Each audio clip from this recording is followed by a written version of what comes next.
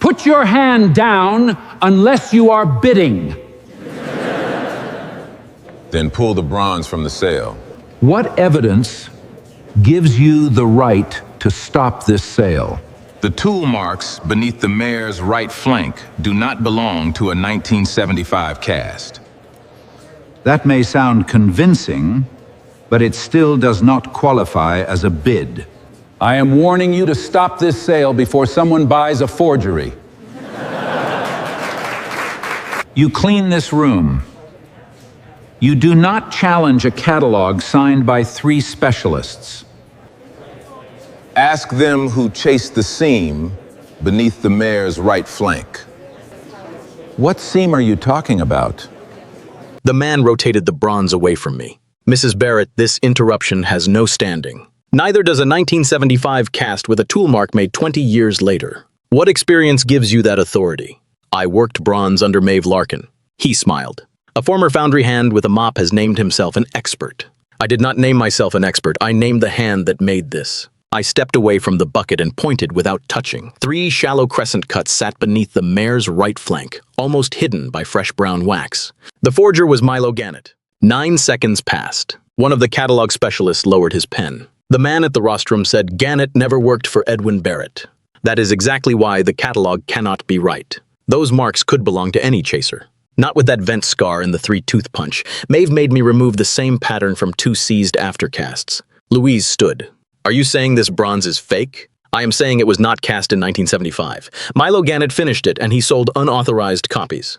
The man closed the catalog with both hands. You left High Plains Foundry under accusation, did you not? I left after I testified about Gannett. He let the room hear that as if testimony and guilt were the same thing. If the lot was accepted, Louise's own bronze could be treated as the copy. The doubt would spread to the rest of her collection, the loan secured by it and the ranch attached to that loan. The bronze on the pedestal was not only trying to enter a collection, it was trying to take one. To understand why those 9 seconds could endanger 600 acres, you have to see what had been removed from the base before the auction room opened. Granite Hall Auctions occupied the brick office block of an old livestock exchange on the north side of Denver. The cattle pens were gone. The habits of sorting, weighing, and selling had stayed. The main room held 180 chairs beneath a ceiling crossed by black iron beams. Granite Hall sold Western paintings, silver, furniture, and bronze animals heavy enough to need their own insurance riders. The buyers liked quiet. They wanted money to sound educated. My name was Franklin Doss. I was 44. My badge said facilities attendant. Everyone called me the janitor because it required fewer syllables. I had worked evenings at Granite Hall since 2021. I emptied glasses after previews, polished the rail beside the rostrum, and removed the small white circles left by bitter paddles on the dark tables. I knew which floorboard clicked near row 6. I knew when the freight elevator needed oil. I knew that wealthy people dropped as much food as anyone else. I also knew bronze. Louise ordered the lot closed before anyone could answer the next bid. Security moved the mare into controlled storage. The room complained in whispers. A buyer from Santa Fe asked whether Granite Hall would reimburse his flight. Another wanted the specialist who signed the catalog brought to the front. The man at the rostrum was Harlan Quaid. I was 60, narrowed through the shoulders, and always dressed as if a bank might photograph him without warning. He had advised Louise for 18 years. When Cottonwood Mesa Ranch nearly lost its operating credit during a drought, Harlan had rebuilt the loan package and kept the land out of a distressed sale. Louise trusted him with collection records, lender calls, and any sentence containing the phrase market confidence. He did not argue with me in front of the bidders again. He asked security whether I had touched the bronze. I had not. He asked whether my mop handle had crossed the barrier. It had not. He asked whether I had access to the storage room. My maintenance key opened the outer hall, not the art cage. Each question was reasonable. Together they formed a box. Louise heard it. Stop interviewing him as if he planted it, she said. I am protecting your position. My position is that the lot does not sell. Harlan nodded. Then it will not sell tonight? Money might surrender sound temporary. As security rolled the bronze away, Harlan glanced at a staff notice by the service door. Your daughter is 9, is she not? Ruby Doss, paper sculpture. He said one of his family charities sponsored the library exhibit. I had never mentioned Ruby to him. At home, my daughter Ruby sat at the kitchen table folding horses from grocery receipts and school notices. She was 9. She pinched 4 legs beneath each paper body, placed the horse on the table, and asked the same question. Does this one stand? Most did not. That night, one leaned against a terracotta horse ear resting near my coffee cup. The fragment was red-brown, smooth along one edge and rough where it had broken from a larger model. Maeve had given it to me years before. Ruby thought it was a paperweight shaped by accident. "That one is cheating," I said. "It is using support. It is leaning on a dead horse. It is still standing." I moved the fragment 2 inches away. The paper horse fell. Ruby looked at me. "You made it worse." "I made it honest." "Can honest horses lean?" "Only if the catalog says they lean." She rolled her eyes. That was the correct response from a 9-year-old. My wife Alyssa would have laughed. She had died in 2021 after a short illness that did not improve because we learned to pronounce it. She had known me when my hands smelled of hot wax and metal dust. She had also known the years when foundries stopped returning my calls. I kept the story of Milo Gannett simple for Ruby. I said a man copied work that did not belong to him and Maeve helped prove it. I did not say how long good people had waited before speaking. The next morning, Louise called from Cottonwood Mesa. "The bank placed all 8 Barrett bronzes under temporary review," she said. "Because of one lot?" "Because the lot claims the same identity as my artist proof." I looked at the paper horse on the table. "Whose identity did they give it?" "The entry identifies it as River Mare, the family artist proof retained in 1975. The auction lot carried the same description. Louise still owned the bronze that description belonged to. Harlan had called the auction piece a new market benchmark in the lender packet. He had used those words before anyone proved the thing was real. That was the first detail that did not belong. Louise met me at Granite Hall before noon. The auction room had been reset for a furniture sale. The mare was locked in storage. Harlan had moved our conversation to a small conference room where the wall carried photographs of record prices. Louise brought a gray archival box from the ranch. Inside were her father's casting notes. Edwin Barrett had approved 6 Rivermare bronzes in 1975. 5 were numbered. 1 was marked Artist Proof and returned to Cottonwood Mesa. The notes listed the foundry, the alloy, the patina, and the dimensions down to 1/8 of an inch. The auction lot matched the dimensions. It matched the dark brown patina. It carried an old family label under the base. That was why 3 specialists had accepted the catalog. I read the casting sheet twice. "What does it not match?" Louise asked. "The order of the work." Harlan sat across from us. "That phrase is not an answer."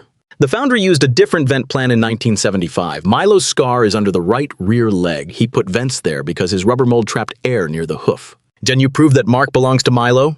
"I can say it matches his work. Recognizing his workmanship is not the same as proving the object's full history." "I understand the difference." Louise looked from him to me. "What can each of you prove today?" Harlan opened the catalog. "Granite Hall can prove the consignor supplied a chain of ownership, 2 prior photographs, and a family label. We can prove the bronze meets the published dimensions. We can prove the patina is consistent with age." I said, "I can prove none of that makes the metal older." Harlan did not blink. "You can offer a memory from work you performed more than 20 years ago. That is all I can offer until the base is examined." Louise closed her father's box. "Then no one calls it authentic or fake in my name until that happens." That was Louise's strength. She understood the difference between a useful suspicion and a finished conclusion. Her weakness was Harlan. She had signed a collection authorization in 2004 after floodwater entered a ranch storage building. Louise remembered Harlan spreading the pages across the hood of her truck while a blue tarp snapped over the damaged roof. "You handle the horses and payroll," he had told her. "Let me carry the paper until the roof is closed." The document allowed him to coordinate transport, catalog updates, lender valuations, and searches for related Barrett works. Louise signed because 40 small approvals felt less urgent than soaked crates and frightened animals. The roof was repaired. The authority remained. Paul Rayner joined us after lunch. He had managed art handling at Granite Hall for 24 years. He wore steel toe boots, carried 2 pencils behind one ear, and trusted weight more than descriptions. He had received the mare 6 weeks earlier. "The crate came from Meridian Art Services," he said. "The shock tags were intact, and the exterior showed no damage." "Who was present when the crate was opened?" Louise asked. "The contractor and I opened it together." "Who hired that contractor?" Paul looked at Harlan. "Mr. Quaid arranged the condition work." Harlan said, "The consignor requested discretion." Paul continued. "There was old green felt under the base, torn near one screw, so we photographed it." "Where is that image?" I asked. "In the intake set." Harlan folded his hands. "The published condition report does not include every intake image." I did not ask about the published report. Paul took out his phone, then stopped. Harlan said, "Internal images remain subject to the consignor agreement." Louise asked, "Does my authorization cover the consignor agreement?" "It covers related works and lender reporting." "That was not my question." Harlan paused. "Your authorization allowed my office to coordinate the process." Louise wrote that down. Paul found the image. The mare lay on padded blocks. The old felt was visible. At the torn edge, a narrow white strip crossed the bronze. It looked like paper sealed under varnish. "What do you think that strip is?" Louise asked. Paul enlarged the image. The resolution broke into squares. "I thought it was an old inventory label," he said. "You only thought it was an inventory label?" The contractor said it was residue from a prior display mount. "Did you record that?" "I did not record it." "Why did you leave it out?" Paul shifted in his chair. "Mr. Quaid said the base would receive cosmetic cleaning before photography." Louise turned to Harlan. "You ordered work on a bronze before authentication?"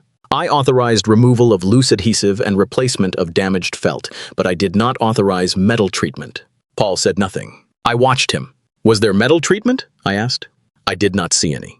"Did you see the base after the felt came off?" "I never saw the base after the felt was removed."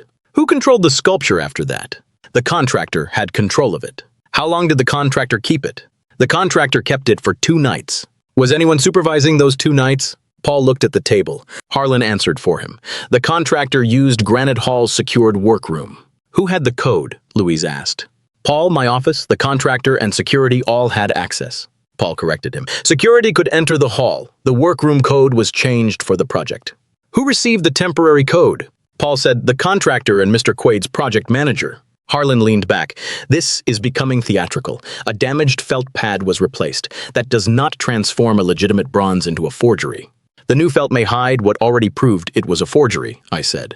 Louise asked Paul for the original intake set, the work order, and the access log. Paul said he would provide them. Harlan said legal review came first. Louise looked at him for a long time. 18 years of trust did not disappear. It changed weight. At High Plains Art Foundry, Maeve Larkin had taught me to read sequence. Wax came first. Ceramic shell came next. Fire removed the wax. Bronze filled the empty shape. Then came cutting, welding, chasing, patina, and years of handling. Paper could claim any order it wanted. Metal could not. Maeve used to tap a finished surface with one fingernail and say, "The metal cools once. The story changes afterward." She had said it while we studied 2 seized River Mare aftercasts in 2003. Milo Gannett had not created the original sculpture. He had taken impressions from an authorized bronze, built rubber molds, and cast copies after Edwin Barrett's death.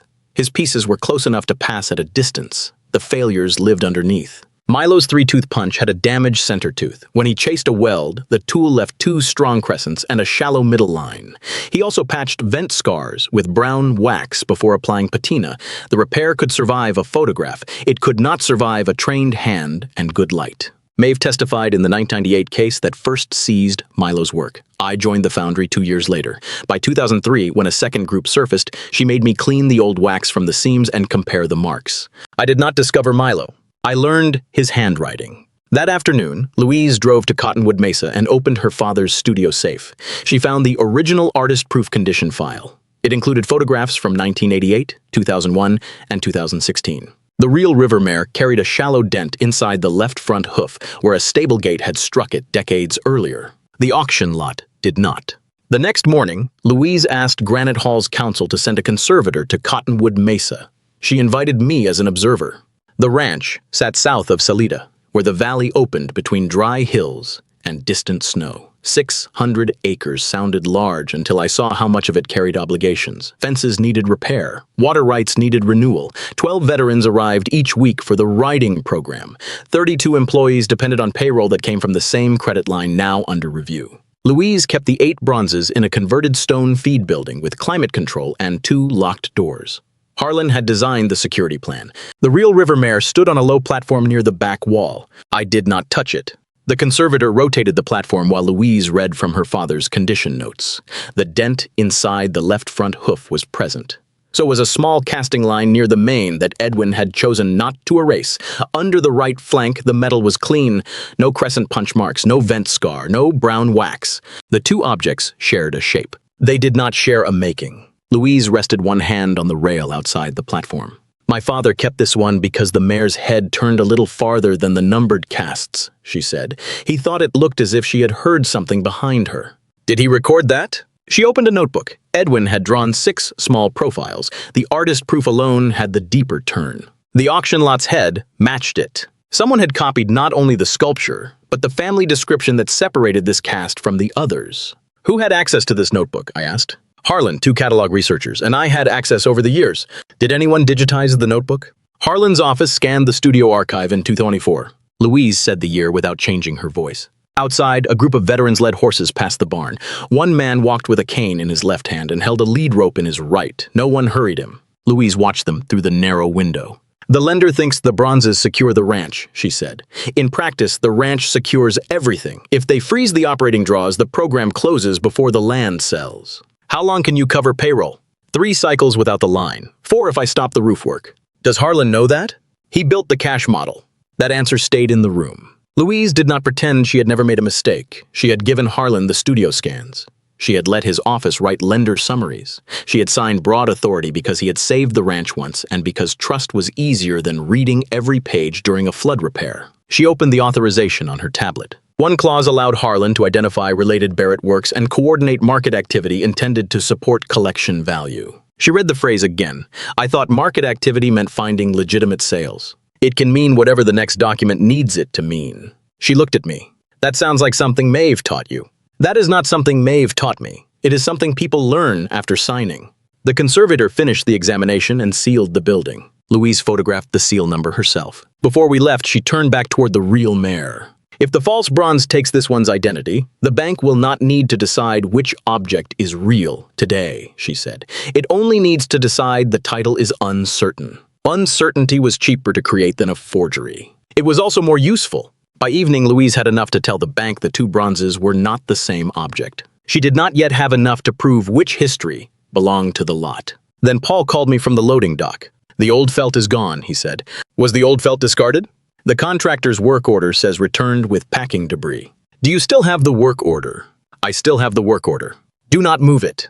He breathed once into the phone. There is another problem. What other problem did you find? The intake image number is missing from the archive index. The photograph still existed on Paul's phone because he had sent it to himself while preparing the mount. The official system no longer admitted it had ever been taken. Paul sent the intake photograph to Louise, not to me. That mattered. I had already become the easiest person to accuse of contamination. If the only surviving image passed through my phone, Harlan could call it altered, cropped, or incomplete. Louise sent it to her attorney and requested preservation of Granite Hall's servers. The attorney told us to wait. A forensic vendor would collect the files the next morning. A conservator would inspect the base under a written protocol. No one would touch the bronze before then. I agreed. At 6 that evening, I began my shift. Granite Hall held a preview for silver and western furniture. I emptied bins, cleaned 2 restrooms, and replaced a burned bulb in the service stair. Paul avoided me. Harlan stayed behind a closed office door with Granite Hall's counsel. At 9:30, Meridian's contractor arrived. I saw his van through the loading dock window. He signed in to remove packing materials from the secured workroom. The guard checked a release form and let him pass. The conservator was not due until morning. I called Paul. No answer. I called Louise. Her phone went to voicemail. I called Granite Hall's counsel. The receptionist line was closed. The contractor rolled 2 gray bins toward the freight elevator. One held foam and plastic wrap. The other was covered. I asked the guard whether the bronze was leaving. He checked the form. The form lists only packing debris. Who authorized that release? The authorization came from Quaid's office. The contractor looked at me. Do you handle building facilities? Yes, I handle building facilities. Then open the lower service gate. The gate led to the trash enclosure. My key controlled it. I opened the gate for the bins. The contractor pushed them through, loaded one into the van, and left the covered bin beside the compactor. He drove away. I stood there with my key in my hand. The correct choice was simple. Lock the gate. Call Louise again. Wait for morning. I did the first 2. Then I looked at the covered bin. The top held scraps of green felt. I told myself I only needed to see whether the old label was attached. I told myself the bin would be emptied at 5. I told myself a photograph could disappear more easily than a physical mark. Every reason sounded practical. That did not make any of them permission. The trash enclosure gate had locked behind me. I used my maintenance key to open it again. I pulled on nitrile cleaning gloves, lifted the cover, and found the old felt folded beneath foam strips. A piece of white label remained glued to one edge. I should have left it there. Instead, I carried it inside. The secured storage hall was dark. The art cage remained locked, but the bronze sat in the adjacent workroom behind a temporary condition seal. I could see new black felt under the base through the glass. The intake image showed the white strip at the rear left corner. I wanted to know whether the bronze had been ground there. I used my maintenance key on the outer workroom door. It opened because facilities staff needed access to alarms and water sensors. The condition seal crossed the inner barrier. I did not cut it. I slid my hand beneath the barrier and lifted one corner of the black felt with a plastic scraper from my cart. The adhesive held. I pulled harder. A blue integrity dot on the screw head split in half. Under the felt, the bronze carried a bright oval where metal had been ground smooth. No old label remained. Only 2 shallow parallel scratches and a darker ring of varnish. I heard a radio in the hall. The night guard stopped at the door. "What are you doing?" I lowered the felt, checking a removed inventory mark. "Step away from the sculpture and lower your hands." I did not touch the sculpture above the base. "Step away now, before anything else is disturbed." I did. He called his supervisor. They photographed my key, the scraper, the split dot, and the folded green felt on the table. They did not shout. They did not need to. Harlan learned about it the next morning. By 10, he had the video. It showed me opening the gate twice. It showed me carrying material inside. It showed my hand crossing the temporary barrier. It did not show the bright oval under the felt because my body blocked the camera. Granite Hall suspended me without pay. Harlan sent the lender a notice that a former foundry employee with a stated grievance had breached storage and altered the condition seal. The language was accurate enough to hurt.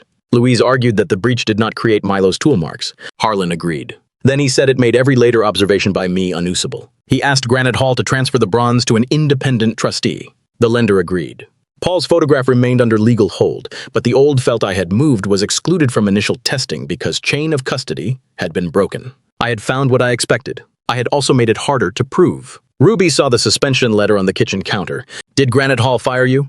"They told me to stay home while they decide." "Did you really enter the locked room?" "I entered because I thought an important mark would disappear."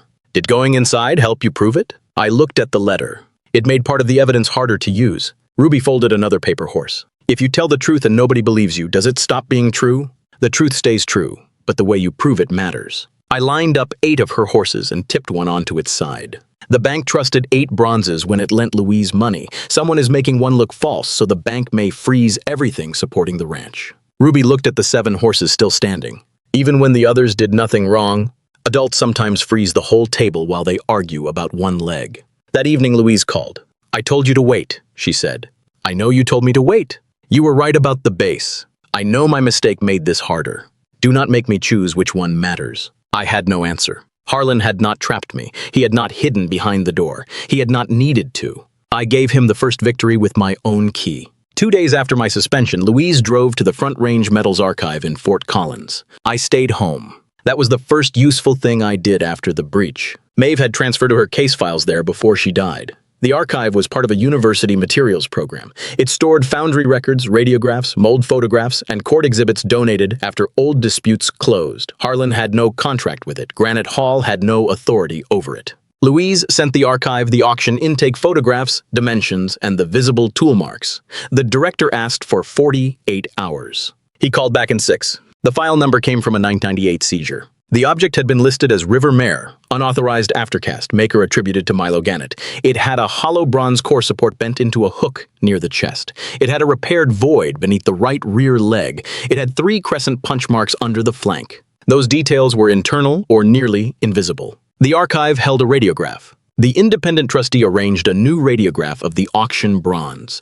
The bent support matched. The repaired void matched. A small trapped bead of bronze inside the chest matched. This was not only a later bronze made with Milo's method. It was the same object that had entered public custody in 1998. The archive file also contained a photograph of Maeve at the evidence table. Her hair was tied back. Her hands were black at the fingertips. Beside the bronze lay a terracotta horse ear from a damaged reference model. Louise sent me the image. I sat at my kitchen table with the fragment in front of me. Maeve had kept it after the case closed. Years later, she gave it to me without ceremony. She said it belonged with someone who would remember what delay cost. The 1998 inventory record showed the aftercast remained in evidence until 2015. It was then released as non-authentic educational property to a theatrical supply company. The release order required the evidence label to remain on the base. The label in Paul's intake image was not display residue. It was the warning. Louise now had the first independent link. It proved what the bronze was. It did not prove who turned it into a 1975 artist proof. Paul provided the next part. He met Louise and her attorney at a diner near Granite Hall. His 2 pencils lay parallel beside his coffee. He brought his intake ledger, receiving schedule, access report, and an apology. I let Quaid's project manager change the route, he said. The crate should have gone from receiving to the main cage. Why did you sign the exception? Louise asked. Paul rubbed the place where his wedding ring had once sat. I challenged one of Mr. Quaid's private routes in 2019. My weekend overtime disappeared for 6 weeks. No memo explained it. When this crate arrived, I remembered the missing pay more clearly than I remembered the rule. He stared at the ledger. I kept telling myself that protecting my job protected the building. It only protected my place inside it. Louise did not excuse him. Who controlled the workroom after intake? Meridian's contractor and Quaid's project manager controlled it for 2 nights.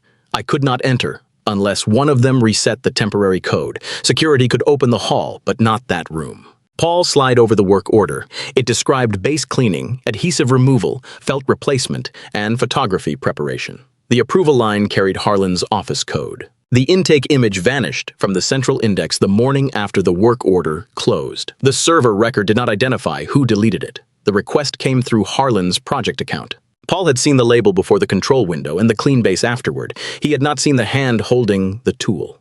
He signed a corrected statement. Granite Hall suspended him for 1 week without pay and removed his authority to approve route changes alone. Before leaving, he reached for the pencils and missed the first time. Louise understood his fear because she had made a larger version of the same mistake. She had treated trust as a control system. The third link sat inside the loan file. Louise opened it in the ranch office, where a pale flood line still crossed the wall behind her father's desk. The 2024 authorization lay beside a photograph of Harlan holding papers on the truck hood, while rain darkened his shoulders. He had been useful when everything felt unstable. That memory had carried his name through later approvals. Cottonwood Mesa had borrowed $8.6 million against 8 Barrett bronzes and part of the ranch. North Range Partners held a participation interest and could buy more debt at a discount if the collateral value fell. Harlan's name appeared nowhere on North Range's public filings. His lender disclosure left related financial interests blank. A private subscription agreement showed his family trust held a profit interest in North Range's management company. The signature page included the names of his adult daughters. Louise recognized them from place cards she had written at ranch dinners. Harlan did not control the bank. If North Range acquired more distressed debt, his family trust earned more. That alone did not prove fraud. Then Louise found an email dated 12 days before the auction. Harlan had already described the lot as a 1975 artist proof and a likely market benchmark. He warned that Louise's bronze might require title review if the auction confirmed the catalog. No bid had been taken. No authenticity dispute had been resolved. The downgrade path was already written. Louise placed the flood photograph beside the email. In one, Harlan helped save the ranch. In the other, he had prepared to benefit from its weakness. The metal cools once, the story changes afterward.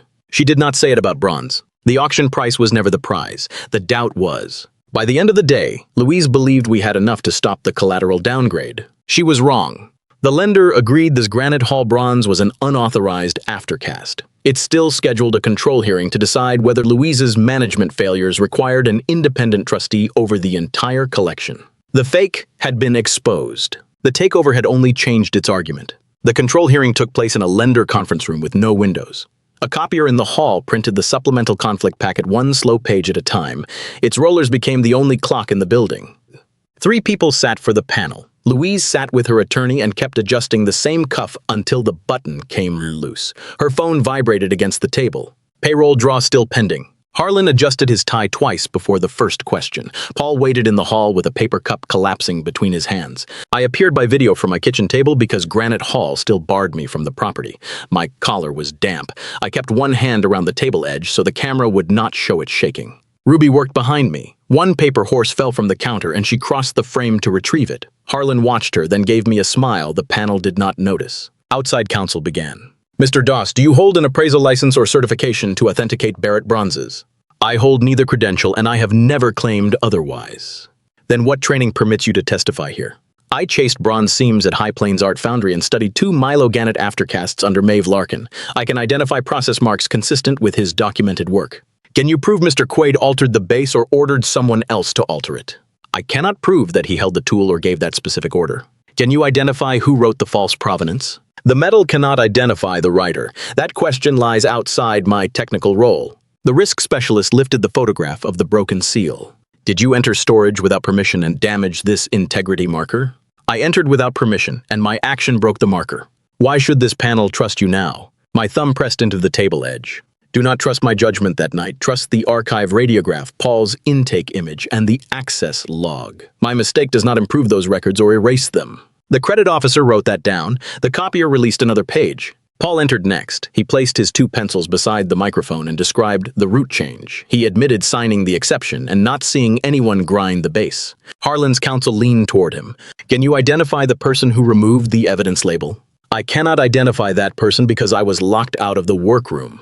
Did Mr. Quaid order you to destroy an image or alter the bronze? He never gave me either instruction. Then your testimony proves a procedure problem, not authorship. Paul looked through the door toward the hall. It proves the last photograph before the label vanished, the first photograph afterward, and who controlled the code between those moments. I cannot give you a hand I did not see. The uncertainty remained. The archive director appeared remotely and confirmed the exact object match through the core support, repaired void, and trapped bronze bead. Harlan did not interrupt him. When the director finished, Harlan removed his glasses. The intake image should never have disappeared from the index, he said. I will not defend that failure. Granite Hall should correct it. It was his first clean concession. He let it settle. A missing image still does not prove I ordered a label removed. It proves several people managed a sensitive object badly. Then he looked at my image. Mr. Doss spent years paying for testimony that ended his trade. Now a room finally needs his knowledge. I understand why every gap may feel intentional to him. Sympathy, however, is not control evidence. Control. Ruby's pencil stopped behind me. My history is not evidence, and neither is your interpretation of it. Harlan looked away first. He changed the subject. The lot was false, but the panel must decide whether Mrs. Barrett's collection can remain under a structure that allowed an incomplete intake, an unauthorized route, and a later storage breach. Louise closed her hand around the loose cuff button. Franklin stopped the sale before your benchmark became public. He also entered storage after being told to wait. That happened after your contractor removed the label. The access window does not prove my instruction. Harlan kept that defense. It was useful, but no longer surprising. The credit officer asked whether North Range would support a trustee. My firm advises on collection risk, Harlan said. North Range participates in the debt, but I cannot speak for its committee. Do you hold a financial interest connected to North Range? The copier stopped. For 7 seconds, only the ceiling vent moved. Harlan reached for his water and found the glass empty. My family trust holds a passive profit interest in a management entity. It does not control the bank. Did you disclose that interest before recommending a trustee? My counsel is reviewing whether the form required that disclosure. He still did not answer yes. The collection specialist asked Louise why she had signed the authorization. I signed while water was still inside a storage building, she said. Harlan told me to handle the animals and payroll while he carried the paper. I mistook gratitude for a reason to remove limits. Her phone vibrated again. Payroll draw still pending. Why should we not appoint a trustee now? Because a control failure does not justify transferring control to an advisor whose undisclosed interest benefits from that failure. Harlan leaned forward before his counsel could stop him. I kept that ranch alive when every other advisor was preparing a sale package, he said, his voice tightening. Without my work, there would be no collection left for Louise to defend. The room went still. He had meant to describe his value. He had described ownership. Harlan noticed the mistake and sat back. Past service does not remove the current failures, he said. The lender needs a neutral monitor. The credit officer closed his folder. The panel has enough information to consider temporary trusteeship. Louise's attorney requested 10 minutes. The panel granted 5. In the hall, the copier continued, the ranch manager called to say the feed supplier would wait only until the next morning for the payroll draw. Louise's attorney said the profit interest proved conflict but did not yet connect the base work to North Range money. They could stop an immediate repayment demand, but perhaps not monitored control. Louise held the tablet toward me. What evidence have we missed? I wanted to find the answer myself. Instead, I kept both hands visible. The bronze is my part. The loan records belong to you and Paul. Paul looked at the copier tray. There was one more form, he said. The project manager made me sign a confidentiality sheet listing the internal job code. The form remained in his Granite Hall locker.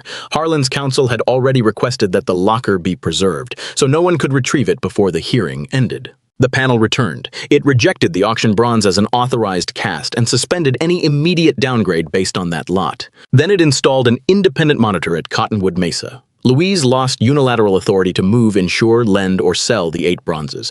Large operating draws required approval. Harlan's firm could nominate monitor candidates.